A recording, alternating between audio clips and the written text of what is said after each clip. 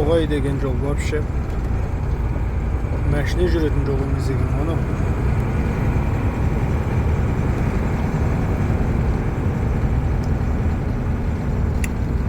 Жолдың бычты шығып кеткен таза.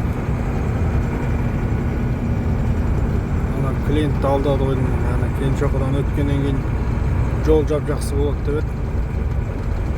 Кеншоқыдан өтіп кеттік, жолдың түрі мынау. Жаңа асфальт шығады деп айтқан еді. Асфальт қаяқта екен. Жаңа асфальтқа жете алмай келатыр бұны.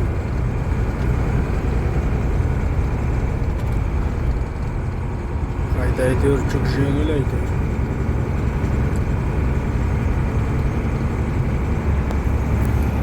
Вообще жол деген масқара екен енді.